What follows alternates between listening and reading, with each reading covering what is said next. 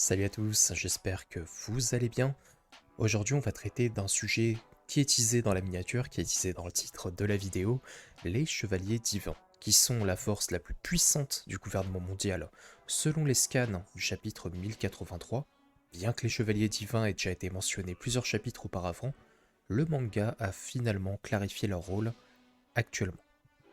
On va étudier ça dans un ensemble, je vais essayer d'aller piocher des références IRL, un peu comme d'autres théories, pour essayer d'éclaircir un peu leur statut, leur rang, leur éventuelle puissance. Et on est parti, accrochez-vous, c'est parti.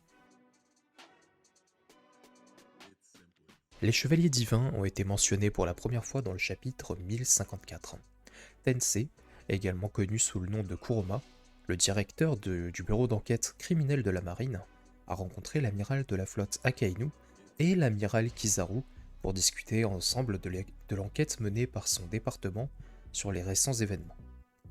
Tensei a informé Akainu et Kizaru de l'invasion de Marie-Joise par l'armée révolutionnaire, du meurtre de Nefertari Cobra et de la disparition de sa fille Vivi. Ils ont également mentionné que Sabo avait déclenché des efforts de rébellion dans le monde entier, notamment avec les 8 royaumes qui refusent l'annexation du gouvernement mondial de payer les impôts, et donc qui commencent à poser les bails d'un mouvement de révolution sur la durée pour contrer l'influence des dragons célestes du Gorosei de Imsama. D'après Tensei, le dragon céleste Saint-Charlos a probablement été la cible d'une tentative d'assassinat ratée par des assaillants non identifiés pendant la rêverie. On prétend que Samiosgard, un autre dragon céleste, est intervenu pour éviter que les coupables ne soient punis. Les chevaliers divins sont alors intervenus pour arbitrer le conflit entre les deux dragons célestes. Il semble donc qu'il s'agisse de membres de haut rang du gouvernement mondial, chassés de régler les différends entre les nobles du monde. Lorsque le gouvernement mondial a détruit Lulusia, l'île où avait été retrouvé Sabo, qui avait vu Im s'asseoir sur le trône vide, une chaîne d'événements s'est mise en branle. Grâce à une arme ou une capacité mystérieuse, Im anéantit instantanément le royaume de Lulusia avec une pluie de lasers, et il ne restait aucune trace de l'île. En apprenant ce qui s'était passé, 8 autres royaumes refusèrent de payer les impôts au gouvernement mondial. Manifestant leur mépris pour l'incident de Lulusia, le gouvernement mondial décida donc d'envoyer les chevaliers divins pour s'occuper d'eux. Le commandant de l'armée révolutionnaire Monkey D. Dragon a prévenu que la véritable bataille commencerait dès que les chevaliers divins se mettraient en mouvement. La situation semblant grave. Ainsi, les chevaliers divins semblent être des guerriers qui effectuent des raids punitifs contre toute nation qui décide de se révolter contre l'autorité du gouvernement mondial. Dans le chapitre 1083, les chevaliers divins ne sont représentés que sous la forme d'ombres. Étonnamment, l'une de ces ombres ressemble en tout point à Shanks. Son corps, ses vêtements, sa cape, la position de son épée ressemblent au sien. Et il possède justement cette épée, identique en termes de forme au niveau de la garde, portée dans la même posture et sur le même côté. Si quelqu'un devait comparer la silhouette assombrie de Shanks avec l'ombre du mystérieux nouveau personnage, il serait impossible de faire la différence. En ce qui concerne les silhouettes des autres chevaliers, l'un d'eux a des cornes et l'autre possède un chevalier de cow-boy. Ça reste des ombres, on a très peu d'informations à l'heure actuelle.